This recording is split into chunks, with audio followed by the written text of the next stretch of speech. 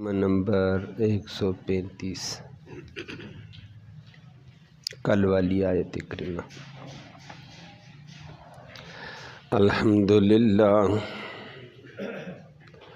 الحمدللہ عدد خلقہ ورضا نفسہ وزنۃ عرشہ ومداد کلماتہ والصلاة والسلام علی صفوت رسلہ وخیر خلقہ محمد وآلہ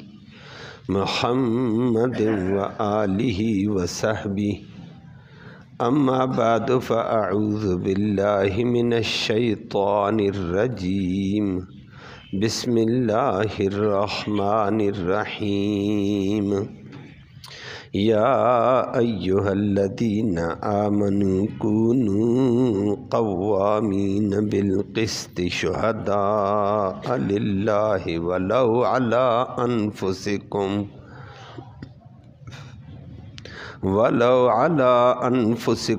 او الوالدین والاقربین ان یکن غنیا او فقیرا فاللہ اولی بہما فلا تتبعوا الہوی ان تعدلوا وَإِن تَلْوُوا أَوْ تُعْرِضُوا فَإِنَّ اللَّهَ كَانَ بِمَا تَعْمَلُونَ خَبِيرًا۔ صدق اللہ العلی العظیم وبلغنا رسولہ النبی الامی الکریم۔ قابل صد تکریم معزز سامعین کرام، کل بھی آیت سے متعلق آپ نے سماعت کیا کہ اللہ نے انسانوں کے ازدواجی حقوق، ازدواجی تعلقات، عورتوں کے حقوق، یتیموں کے حقوق، بیواؤں کے حقوق، معاشرتی حقوق کا تذکرہ کر کے آخر میں فرما دیا کہ جتنے بھی حقوق ہیں عدل انصاف قائم کرو اور حق اور سچ کی گواہی دو۔ یہ دو اصول فرمایا تھامے رکھو، معاشرے کے اندر امن امان بھی قائم ہوگا، معاشی ترقی بھی ہوگی معاشرے کو۔ اور اگر یہ چیزیں دونوں ناپید ہیں تو امن امان نہیں ہے، فساد ہے، معاشی ترقی نہیں، نوست ہے۔ پھر اللہ ہم سب کو محفوظ فرمائے۔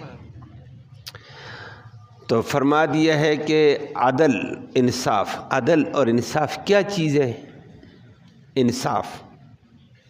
انصاف نام ہوتا ہے حق والے کو اس کا حق دے دو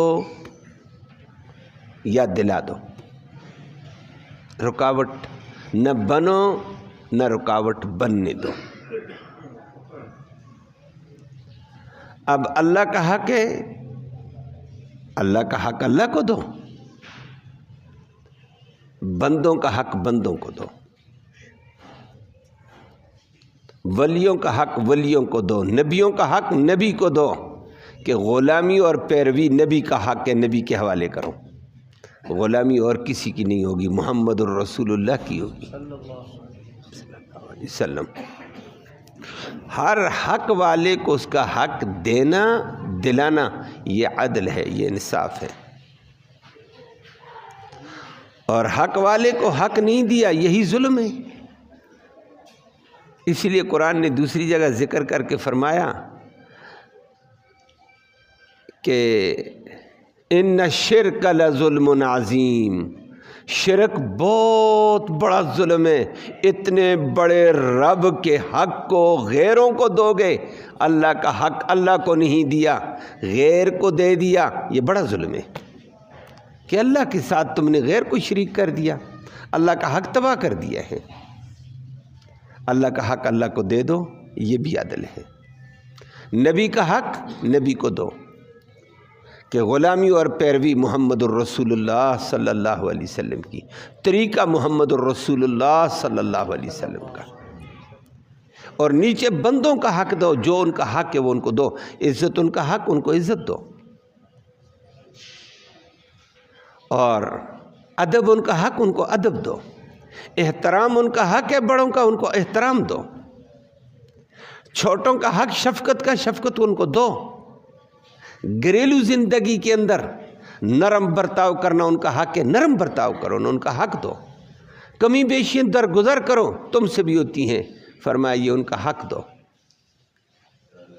حق والے کو حق دے دو، حق والے کو حق مل جائے شکایتیں ختم ہیں، حق والے کو حق مل جائے تو بغض ختم ہے، لڑائی ختم ہے، حق والے کو حق نہیں ملتا تبھی تو لڑائی ہوتی ہے۔ اللہ ہم سب کو ہدایت دے دے۔ فرمایا حق والے کو تم حق دے دو، آسمانوں والا تمہارا حق ادا کرا دے گا، اور معاشرے میں امن آئے گا، لڑائی ختم ہے، جھگڑا ختم ہے، قتل ختم ہے، غارت گری ختم ہے، چوری ختم ہے، غصب ختم ہے، عدل ہو گیا ہے، امن قائم ہوگا۔ فرمایا عدل سے، انصاف سے عدل قائم ہوتا ہے۔ وہ کل بھی میں نے تفصیل سے ذکر کیا، سارے انبیاء کا یہی طریقہ رہا ہے۔ انبیاء علیہ الصلاۃ والسلام کی تعلیمات میں مرکزی سی توحید الہی تھی، لوگوں کو توحید اور اللہ کے احکام سکھانے، اور اس کا ایک مرکزی نقطہ عدل و انصاف تھا سارے انبیاء کا، اور آئی انصاف قائم کرنے کے لیے۔ وہ کل آپ کے سامنے تفصیل ہوئی تھی۔ جب عدل آئے گا امن آئے گا۔ اللہ اکبر، اللہ اکبر۔ تمام محدثین کا یہ جملہ ہے کہ عدل ہوگا، انصاف ہوگا تو ایک ہی گات سے بیڑیا اور بکری پانی پیتے ہوئے تمہیں نظر آئیں گے، کہیں زیادتی نظر نہیں آئے گی، کہیں جور ظلم نظر نہیں آئے گا۔ یہ تمام محدثین کا جملہ تھا، اس کو لوگوں نے آنکھوں سے دیکھا ہے، لیکن ہو عدل تو تب نہ، اس کو لوگوں نے آنکھوں سے دیکھا ہے۔ کل میں نے حضرات صحابہ کرام عمر بن خطاب کی مثالیں کی، وہ تو بلند لوگ تھے، صحابی تھے، نبی کے شاگرد تھے، اپنے دور حکومت میں عدل قائم کیا، معیشت مستحکم، امن مستحکم تھا۔ میں نے 2-3 مثالیں ذکر کی تھی۔ بعد کے دور میں آؤ، صحابہ کے بعد تابعی تھا عمر بن عبدالعزیز رحمہ اللہ، تابعی ہے، سن 101 ہجری کو فوت ہو گیا تھا، 1 صدی کے آخر میں فوت ہوا ہے۔ عظیم انسان تھا، اللہ اس کے درجات بلند فرمائے۔ چند دن حکومت کی ہے، لیکن ایسی عدل و انصاف والی حکومت کی ہے، 65,64,000 مربع میل پر حکومت کی ہے۔ امیر معاویہ کے بعد یہ اسلامی خطہ تھا، آدھی دنیا سے زائد دنیا کے اوپر امیر معاویہ نے اسلامی پرچم لہرایا تھا، اور چلتے ہوئے آگے بڑھتے ہوئے عمر بن عبدالعزیز کے پاس یہی ٹکڑا تھا، آدھی دنیا سے زیادہ دنیا، لیکن عدل ایسا قائم کیا اپنی حکومت میں، ایسا عدل قائم کیا۔ امام بخاری نے نقل کیا، علماء کی ایک جماعت جا رہی تھی، علماء جاتے تھے دور دور، آج کل بھی ہے مدارس میں طلباء دور دور سے آتے ہیں، یہ اللہ کی رحمت ہے۔ دنیا کے پیاسے بھی ہیں، دین کے پیاسے بھی ہیں، اس وقت بھی ہے، آج بھی ہیں۔ اس وقت بھی علماء دور دور کا سفر کرتے عالم کے پاس جاتے تھے، اب بھی ہیں الحمدللہ۔ اور یہ امتیاز آج اللہ نے پاکستان کے، ہندوستان کے علماء کو دیا ہوا ہے۔ پاکستان کے علماء کی محنت تھی، دنیا کمانے کے لیے، دنیا کی ڈگریاں لینے کے لیے باہر جاتی ہے، دین کی ڈگری لینے کے لیے، دین لینے کے لیے دنیا پاکستان آتی ہے۔ یہ اعزاز اللہ نے یہاں نصیب کیا ہوا ہے، اور معیاری تعلیم، معیاری ڈگری پاکستان کے اندر تعلیم کا ہے۔ ہمارے پاس طلباء کرام، بیرونی طلباء، اپنے طلباء دنیا کے ہیں، الحمدللہ۔ یہ علماء کی محنت، اللہ ان کو اور زیادہ ترقی عطا فرمائے۔ تو اب بھی طلباء دور دور سے آتے ہیں، آدمی حیران ہوتا ہے۔ تو اس وقت علماء کی جماعت جا رہی تھی پیدل سفر کرتے ہوئے، پیدل ہی سفر تھا، تو چلتے چلتے دوپہر کے وقت ایک سایہ دار درخت دیکھا، یہاں بیٹھتے ہیں، سستانی کے لیے تھوڑا کیلولا کریں گے، تھوڑا بہت کھا لیں گے، پھر آگے چلیں گے، نماز پڑھ کر دھوپ نرم ہو جائے گی۔ تو جیسے وہ سایہ تلاش کر کے بیٹھے، بڑا گھنا درخت تھا اور نیچے درخت ہے، نیچے پانی ہے، چشمہ بہہ رہے ہیں، ندی۔ اتنے میں دیکھا ایک چرواہا بکریوں کا بڑا ریوڑ لے کر گزر آیا، اور محسوس کیا دیکھتے دیکھتے کہ اس چرواہے کا بھی ارادہ یہاں کا ہے، یہ بھی سائے میں آتا ہے اور اپنی بکریاں نیچے درختوں کے سائے میں چھوڑنا چاہتا ہے، پانی کے اوپر بکریاں چھوڑنا چاہتا ہے، یہ بھی ایک نظام ہے ان کا زندگی کا۔ تو چرواہا بکریوں کو نیچے کیا، نیچے ندی ہے، پانی بہہ رہا ہے، ان کے قریب آ کر سائے میں بیٹھ گیا۔ یہ بھی علماء اس کا تماشا کرنے لگے، بکریوں کو دیکھنے لگے، اللہ کی قدرت، چرواہے کا نظام۔ تو بکریاں دوڑی پانی کے اوپر، تپتی دھوپ میں آئیں، پانی پی رہی ہیں۔ علماء دیکھ رہے تھے، بکری اور بیڑیا ایک گات میں پانی پی رہے تھے۔ یہ صرف مثالیں نہیں تھی، حقیقت لوگوں کو نظر آئی۔ علماء نے عجیب انداز میں سوال کر دیا، بیڑیے بکریوں کے چرواہے سے سوال کیا، یا ایھا الرائی، او چرواہے، آج عجیب منظر دیکھ لیا، ہم متعجب میں ہو چکے ہیں، یہ کیا بات ہے کہ آپ کی بکریوں کے ساتھ بیڑیا پانی پی رہا ہے؟ بیڑیا بکری کا دشمن حملہ کرتا ہے، اور پھر پانی کے اوپر۔ توبہ! کتا کتے کو دیکھتا ہے نہیں، اپنی شکل بھی دیکھتا ہے، پانی میں تو حملہ کر دیتا ہے، منہ کی ہڈی بھی گئی، ایسے نہیں ہے؟ یہ تو بیڑیا ہے، کتے سے بھی آگے۔ تو تیری بکری کے اوپر حملہ کیوں نہیں کیا اس نے؟ کتا اپنی شکل دیکھ کر حملہ کرتا ہے، دوسرا کتا ہے، اس کے منہ سے بھی ہڈی چلی جاتی ہے پانی میں، حریص ہے، تو بیڑیا تو اس سے بھی آگے کا حریص ہے۔ تو اس نے کہا یہ کیا ہے؟ آگے یہ چرواہا تھا، چرواہوں کا یہ حال تھا، پتہ نہیں عوام اور حواس کا کیا کام ہوگا۔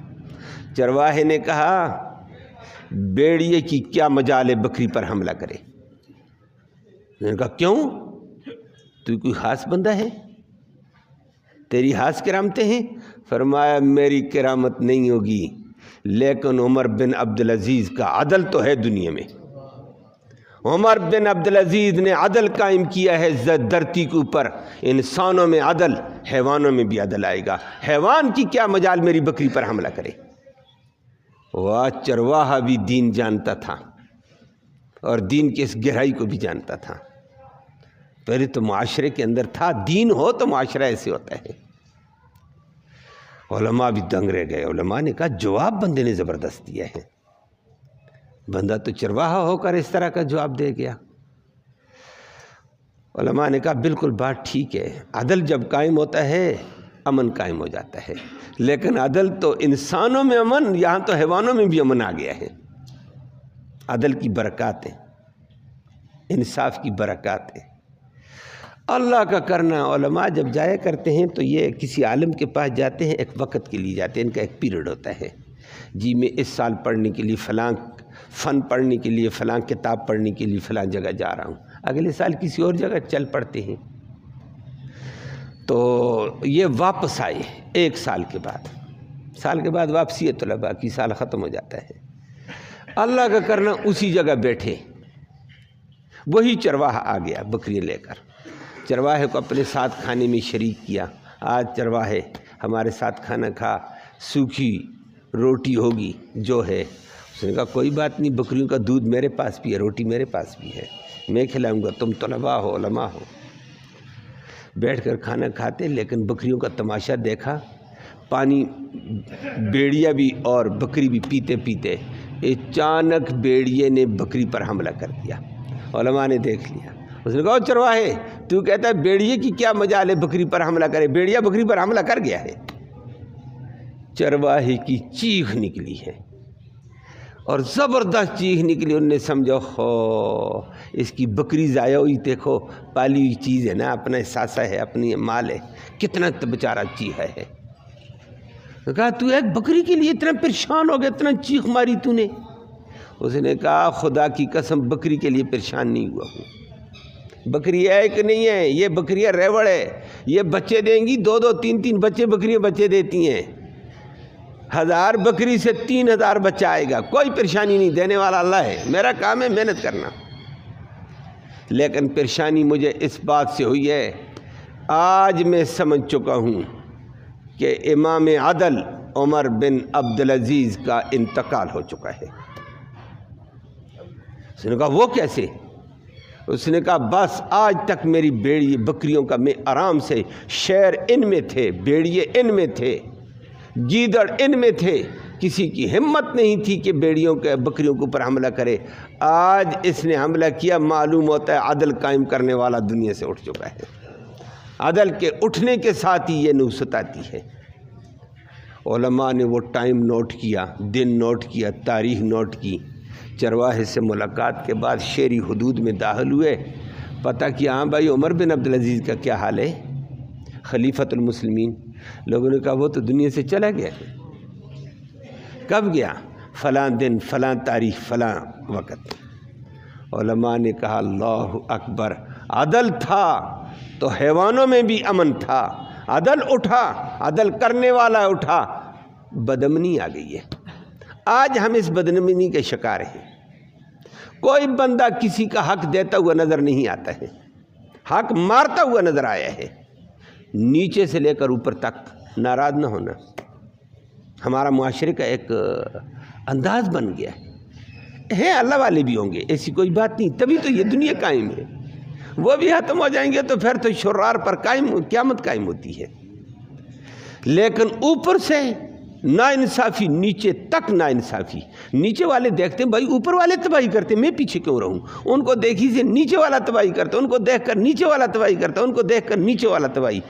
دنیا میں اس وقت ہوس ہے، حق تلفی ہے، زیادتی ہے، ظلم ہے، جور ہے، جس کی وجہ سے طرح طرح کے فسادات ہیں۔ جب حق کو مارو گے پھر تو فساد آئے گا، بدامنی آئے گی، پھر قتل ہوں گے، پھر غارت گری ہوگی، پھر چور اچکے آئیں گے، تباہی آ جائے گی۔ اللہ ہم سب کو اس ظلم سے بچائے۔ یہ عدل نہیں ہونے کی وجہ سے۔ عدل امن لاتا ہے، اور عدل قائم ہو جائے علاقہ امن میں، مملکت ریاست امن میں آ جاتی ہے۔ اللہ نے فرمایا مسلمانوں یاد رکھو، انفرادی صورت سے لے کر اجتماعی صورت تک عدل قائم کرو۔ یہ مت سمجھو کہ یہ عدل عدالت کا کام ہے، عدالت کا اور جج اور قاضی کا بھی کام ہے، لیکن ہماری ذات تک جو مسائل ہیں ان میں بھی عدل ہے۔ انصاف سے کام کرو خدا کے بندو، حق والوں کا حق دو، جو تیری ڈیوٹی ہے اس میں ڈیوٹی پوری سر انجام دے، زیادتی نہ کر، انصاف کا دائرہ۔ اللہ ہم سب کو یہ انصاف قائم کرنے کی توفیق۔ تو فرمایا یا ایھا الذین آمنوا کونوا قوامین بالقسط، او ایمان والو انصاف قائم کرنے والے، خوب انصاف قائم کرنے والے بنو۔ قوامین مبالغہ، شہداء للہ، گواہی دے تو اللہ کے لیے دو، کسی کی ذات کے لیے، اپنی ذات کے لیے نہ دینا۔ دو کام کرو، حق کی گواہی دے دو، اور حق کی گواہی آج کل ہمارے ہاں ملتی نہیں ہے اور کوئی دینے کو تیار بھی نہیں ہے۔ اگر کوئی اللہ والا کہتا ہے چلو میں حق کی گواہی دوں، وہ بھی پریشان ہو جاتا ہے، کہتا ہے حق کی گواہی کے لیے میں عدالت میں جاؤں گا، میں پھنس جاؤں گا، بندے بھی میرے مخالف ہو جائیں گے، عدالت میں مجھے روزانہ چکر لگانے پڑیں گے، میرے پاس اتنا ٹائم نہیں، چھوڑو گواہی نہیں دیتا ہوں۔ گویا عدل کے نظام، عدالت کا نظام بھی اتنا کمزور تھا کہ حق بات کہنے کے لیے بیچارہ تیار نہیں۔ وہ کہتا ہے ایک تو مجھے تحفظ نہیں ملے گا، دوسرے نمبر پر میرے پاس اتنا ٹائم نہیں، روزانہ میں چکر لگاتا رہوں گا، اتنا خرچہ کرتا رہوں گا۔ حق کی گواہی نہیں، اور جھوٹی گواہی کے لیے ہر کوئی تیار ہے۔ وہ آپ جانتے ہیں، وہ مجھ سے آپ زیادہ جانتے ہیں، حق نہ حق گواہی کے لیے رشتہ دار بھی آ جاتا ہے، دوست بھی آ جاتا ہے، پارٹی والا بھی آ جاتا ہے، اور لالچ بھی دو پھر آ جاتے ہیں، اور دباؤ ڈنڈے کا آ جائے تیری فلاں چیز تجھے تب ملے گی، یہ گواہی دے دے، کہتا ٹھیک ہے جی دیتا ہوں نا۔ انصاف ہے کہاں؟ حق کی گواہی کہاں ہے؟ فرمایا دو چیزیں قائم رکھو، حق کی گواہی ہو، اور فرمایا حق کی گواہی وَلَوْ عَلَىٰ أَنفُسِكُمْ، اگر تمہاری ذات کے خلاف گواہی جاتی دے دو گواہی۔ اللہ کا حکم پورا کر، چھوڑ اپنی ذات کو۔ تیرے خلاف گواہی جاتی، تیری ذات کے خلاف جاتی ہے، اس کا لحاظ نہیں ہے۔ اول والدین، تیرے والدین کے خلاف گواہی جاتی 2 گواہی، والاقربین تیرے قریبی رشتہ داروں کے خلاف جاتی ہے جانے دو۔ تو عدل کی رکاوٹ نہ بن، حق بات کی شہادت کے آگے رکاوٹ نہ بنے، نہ تیری ذات بنے، نہ تیرا رشتہ دار بنے، نہ تیرا تعلق دار بنے، نہ تیرے والدین بنے۔ والدینوں کے خلاف بھی گواہی دے دو، حق بات پر کرو۔ بس یہ مت دیکھ یہ میرا رشتہ دار ہے، یہ میرا والد ہے، یہ میرا بھائی ہے، یہ میری پارٹی کا ہے، یہ میری دوستی کا ہے۔ عام طور پر حق دینے میں اور حق کی گواہی دینے میں 2 چیزیں رکاوٹ مرکزی طور پر بنتی ہیں۔ ایک محبت، تعلق، وہ کسی قسم کی محبت اور تعلق ہو، رشتہ داری کی بنیاد پر تعلق ہے، دوستی کی بنیاد پر تعلق ہے، پارٹی کی بنیاد پر تعلق ہے، رکاوٹ ہے۔ حق نہیں دیتے یہ میری پارٹی کا ہے، اس کے خلاف گواہی نہیں دیتا میری پارٹی کا ہے، میرا رشتہ دار ہے، میرا تعلق ہے۔ تو حق بات کی گواہی دینے میں ایک رکاوٹ یہ تعلق اور یہ محبت ہوتی ہے۔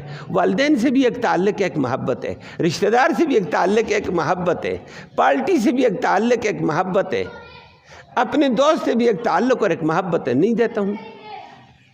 اور نمبر 2، قرآن نے یہاں ذکر کیا کہ اللہ حق بات کہنے میں تیری ذات کے خلاف ہو، تیرے والدینوں کے خلاف ہو، تیرے رشتہ داروں کے خلاف ہے، بات حق کی کرو، چھوڑو اس کی پرواہ نہ کرنا، یہ رکاوٹ ختم کرو۔ نمبر 2، قرآن نے دوسری جگہ ذکر کر کے فرمایا، دوسری بات عداوت آتی ہے، وَلَا يَجْرِمَنَّكُمْ شَنَآنُ قَوْمٍ عَلَىٰ أَلَّا تَعْدِلُوا، کسی قوم سے تمہیں بغض ہے، عداوت ہے، تو وہاں بھی حق بات اور عدل کو ادھر ادھر نہ کرنا۔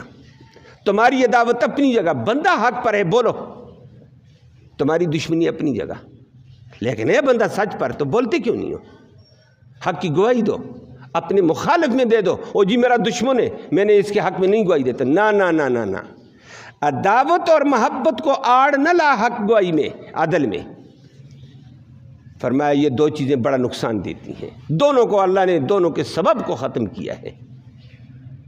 اللہ اکبر، بات لمبی ہو جائے گی۔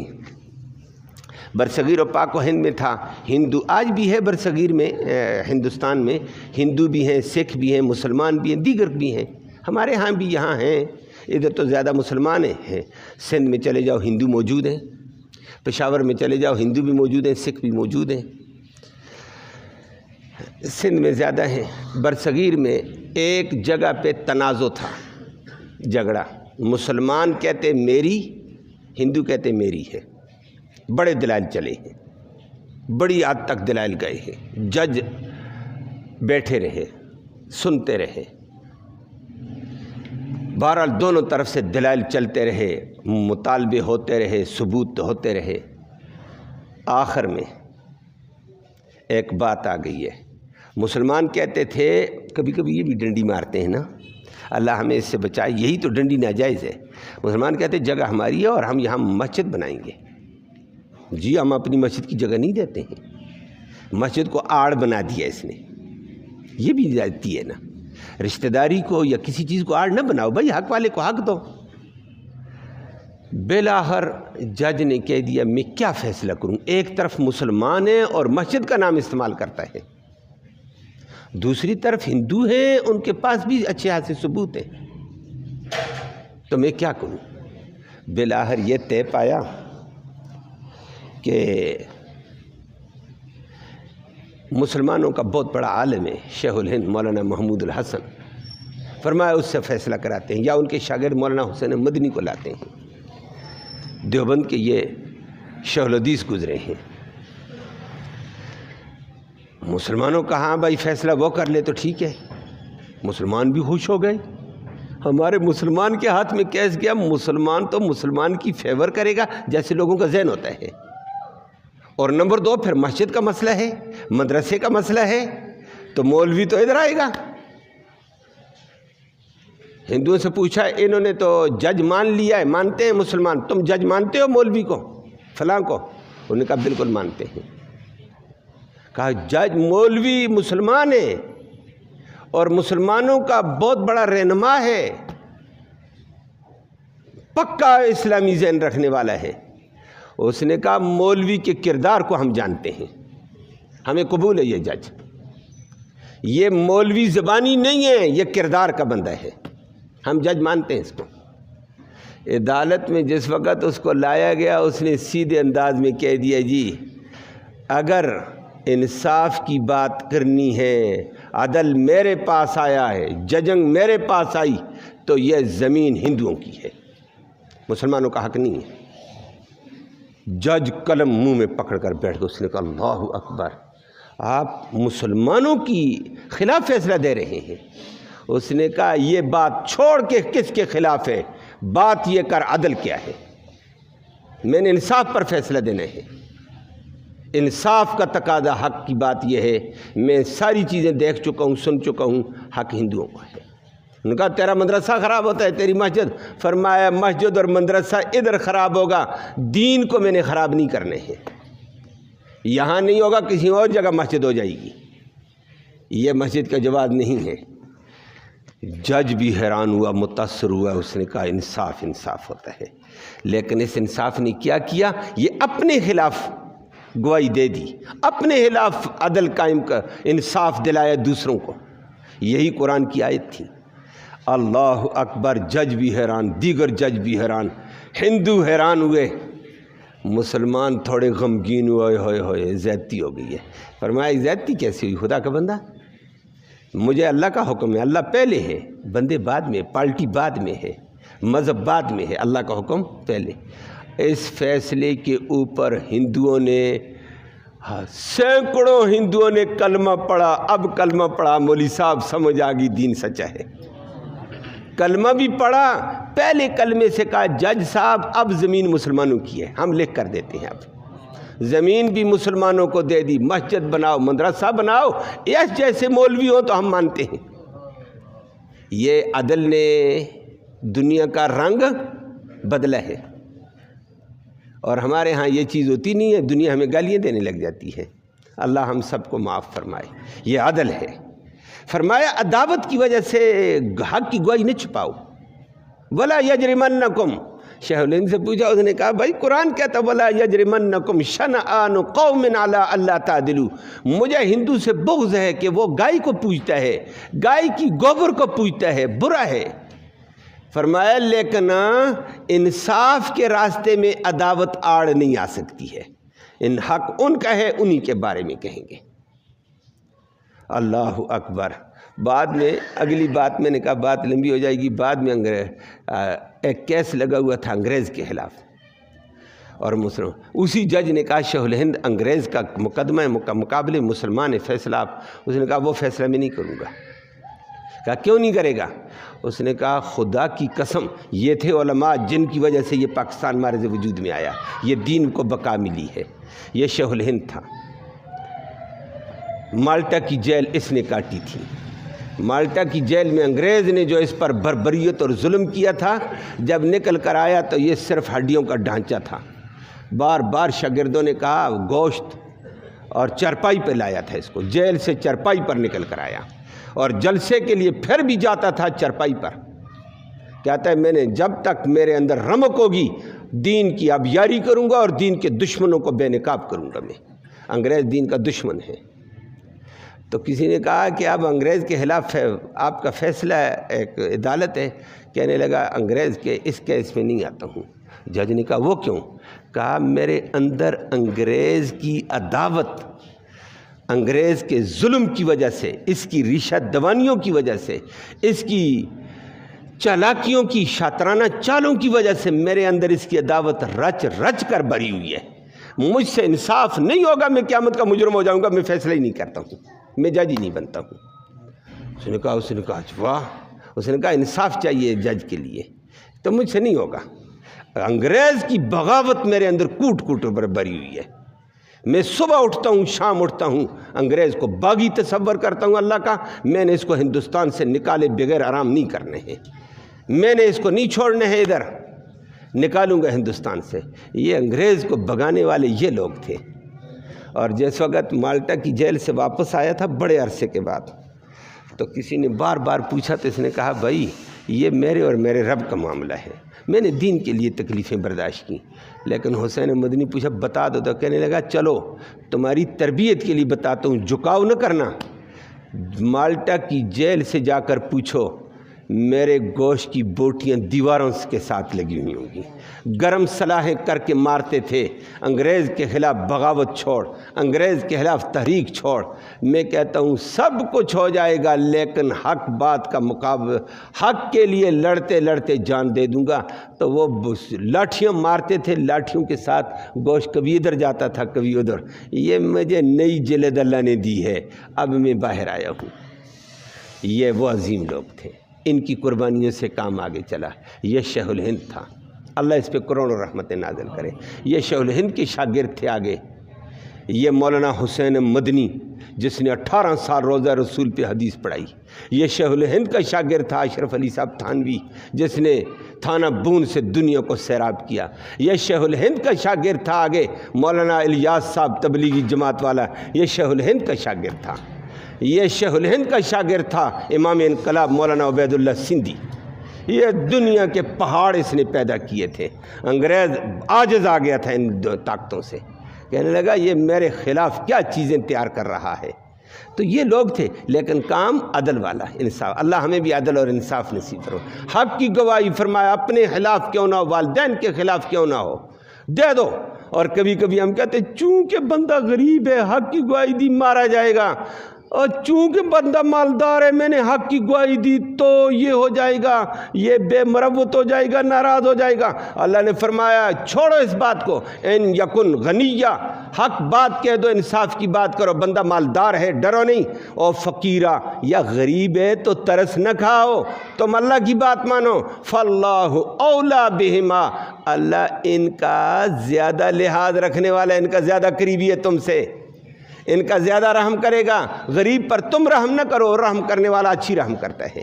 تم نے عدل انصاف کی بات کرنی ہے۔ وَلَا تَتَّبِعُوا الْهَوَىٰ أَن تَعْدِلُوا، عدل قائم کرنے میں خواہشات کی اتباع مت کرو۔ اور وَإِن تَلْوُوا وَتُعْرِضُوا، اگر تم کہیں عدل بات قائم کرنے سے بچو گے، اعراض کرو گے، فَإِنَّ اللَّهَ كَانَ بِمَا تَعْمَلُونَ خَبِيرًا، اللہ تمہارے سارے کرتوتوں کو سے باخبر ہے، تمہیں پوچھے گا۔ اللہ ہم سب کو بچائے اور معاشرے کو اللہ عدل حق بات کہنے کی توفیق نیچے سے لے کر اوپر تک سب کو نصیب فرمائے۔ عدل حکمرانوں کو بھی قائم کرنے کی اور عدالتوں کو بھی، عدالتوں کے علاوہ نجی طور پر بھی اللہ ہمیں عدل کی توفیق نصیب فرمائے۔ اللہم صلی وسلم دائما ابدا علی حبیبک خیر الخلق کلہم۔ اللہم انا نسألک الہدی والہدی والعفاف والتقی والغنی۔ اللہم اہدنا واہدنا بہ وجعلنا سببا لمن اہتدی۔ یا اللہ تو رحمت کے فیصلے فرما، کوتاہیوں کو معاف فرما، صغیرہ کبیرہ گناہوں کو معاف فرما۔ ہمارا یہ بیٹھنا، یہ سننا سنانا اپنی جناب میں قبول فرما۔ اس سننے سنانے کا ایصال ثواب ہمارے اعزاء اقارب قریب اور بعید زمانے میں جو فوت ہوئی، یا اللہ ان کی روحوں تک تحفے کی شکل میں اس کا ثواب پہنچا۔ یا اللہ ان کو اجر جزیل عطا فرما۔ یا اللہ ان کے درجات کو بلند فرما، ان کی کوتاہیوں کو معاف فرما۔ اس راستے کی ہمیں فکر اور تیاری کی توفیق نصیب فرما۔ یا اللہ اس قرآن کی برکت کے طفیل معاشرے کو عدل اور انصاف والی کیفیت نصیب فرما۔ یا اللہ ارباب اقتدار کو، ارباب عدالت کو اور نچلی سطح کے لوگوں کو یا اللہ عدل والا وصف قائم کرنے کی توفیق نصیب فرما، حق بات کو کہنے کی توفیق نصیب فرما۔ ظلم سے، بربریت سے، فساد سے، بدامنی سے ہم سب کو محفوظ فرما۔ یا اللہ اقربا پروری سے، پارٹی پروری سے اور یا اللہ ظلم کے پروری سے ہم سب کو محفوظ فرما دے، امن نصیب فرما دے۔ حاضرین مجلس کی نیک مرادیں پوری فرما، نیک ارادوں میں کامیابی نصیب فرما، حلال کی روزی وسعت والی، برکت والی، رحمت والی آسانی سے نصیب فرما، حرام سے سب کو محفوظ فرما۔ یا اللہ قرآن کے جملہ تقاضوں کو پورا کرنے کی توفیق نصیب فرما۔ یا اللہ بیماروں کو اپنے فضل سے شفا نصیب فرما۔ ایک مسجد کا نمازی ساتھی اپنی گھریلو زندگی میں بڑی پریشانی کا ذکر کیا، اللہ اس قرآن کی برکت سے ان کی پریشانی دور فرما، اللہ ان کی ناچاکیوں کو دور فرما، اللہ ان کی رنجشوں کو دور فرما، ایک دوسرے کے دل میں محبت قائم فرما، ایک دوسرے کے دلوں میں جوڑ والی صورتیں پیدا فرما دے، اتحاد والی کیفیتیں پیدا فرما، بدامنی سے سب کو محفوظ فرما، اور جتنے پریشان حال ہیں ان کی بھی پریشانیاں دور فرما۔ یا اللہ تو رحم کا معاملہ ساری امت سے فرما، جب تک زندہ رہیں اسلام والی زندگی نصیب فرما، مرتے وقت کلمہ ایمان نصیب فرما، آخرت میں اس قرآن کی اور نبی کریم صلی اللہ علیہ وسلم کی شفاعت نصیب فرما۔ صلی اللہ تعالی علی خیر خلقہ محمد و آلہ و صحبہ اجمعین، آمین یا رب العالمین۔